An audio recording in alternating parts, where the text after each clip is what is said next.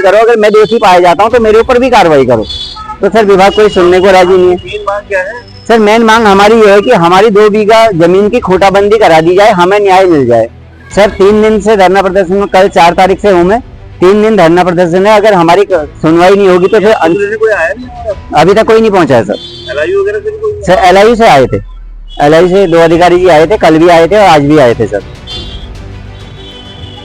प्रशासन से परेशान परिवार सहित धरने पर बैठे भुवन। हल्द्वानी के बुद्ध पार्क में गोलापार खेड़ा निवासी भुवन चंद्र ब्रिजवासी अपने परिवार सहित पिछले 4 दिनों से धरने पर बैठे हैं। उन्होंने बताया कि साल 1976 में उनके दादा ने खेड़ा में 2 बीघा जमीन खरीदी थी, जिस पर वे आज तक काबिज हैं। लेकिन कुछ साल पहले जब उन्होंने अपनी जमीन को नापा तो पाया कि उसमें लगभग 1300 स्क्वायर फीट जमीन कम है। इस मामले को लेकर वो कई बार परगना अधिकारी कार्यालय के चक्कर भी लगा चुके हैं, लेकिन अब तक उनकी जमीन का सही कब्जा नहीं मिल पाया है। 4 वर्ष से अधिक का समय बीत चुका है। भुवन का कहना है कि जब तक उनकी जमीन का सही माप नहीं हो जाता वह परिवार सहित धरने पर डटे रहने के लिए मजबूर हैं। देखिए पूरी रिपोर्ट। तो क्या मामला है आज परिवार से धरने में आप बुद्ध पार्क में बैठे? सर हमने गोलापार क्षेत्र, गोलापार रहते हैं हम, खेड़ा ग्राम सभा में। सर हमने 1976 में 2 बीघा जमीन खरीदी थी चंदन सिंह रावल पुत्र रतन सिंह रावल से। सर उसमें पैमाइश करने पे भूमि 4 साल पहले उनने कुछ भूमि अवैध रूप से खेत मिलानी काश्तकार हैं वो, तो ट्रैक्टर से जुताई होने में उन्होंने अवैध रूप से थोड़ा दबा ली। उन्होंने कहा कम होगी तो बाद में पैमाइश करा लेना। हमने तुरंत ही राजस्व विभाग को सूचित किया था। तो सूचित करने के बाद जमीन की पैमाइश हुई। पहली पैमाइश में पाया गया कि 1297 स्क्वायर फीट भूमि कम पाई गई है। सर अमीन और पटवारी जी और कानगो जी की रिपोर्ट लगी हुई है, कोर्ट में गई। तो दूसरी बार उन्होंने आपत्ति जताई कि हमारी भूमि कम है, हम अपनी भूमि की पैमाइश कराना चाहते हैं। तो सर जो सरकारी फीस देके हमने पैमाइश कराई थी, कोर्ट ने उसी सरकारी फीस में उनकी भी जमीन नापी, चंदन सिंह रावल की भी जमीन नापी। तो उसमें भी पाया गया कि चंदन सिंह रावल की भूमि पूरी होने के बाद 1297 स्क्वायर फीट भूमि इनके पास ज्यादा है। तो उसके बाद जब कोर्ट में सर फैसले का टाइम आया तो चंदन सिंह ने आपत्ति दे दी कि मैंने इन्हें कभी कोई भूमि बेची नहीं है, जिसका मेरे पास एविडेंस पड़ा भी है, जो उन्होंने लिखित दिया है, वो कोर्ट में भी लगा हुआ है सर।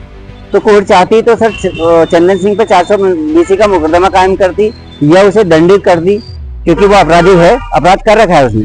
तो सर कोर्ट ने ऐसा कुछ नहीं कहा, कोर्ट हमें घुमाई जा रही है। सर मैंने DIG महोदय को भी सर SDM कोर्ट में मैंने DIG महोदय को 2 बार वो स्पीड पोस्ट किया है।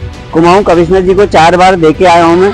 DM महोदय को 3 मेल कर रखी है सर। मेरी बेटी ने भी मेल किया है पिथौरागढ़ से। कारनाम थाना अध्यक्ष जी को 2 बार भेजा है, मानव अधिकार को 2 बार भेजा है। CM हेल्पलाइन में 12 शिकायतें करा दी सर। राजस्व विभाग शिकायतों को बंद करा देता है। SIT जांच के लिए भी सर मैंने 2 बार कागज दे दिए हैं, SIT जांच भी नहीं हो पा रही है। लैंड फ्रॉड में भी सर 1 बार मैंने डाल दिया है।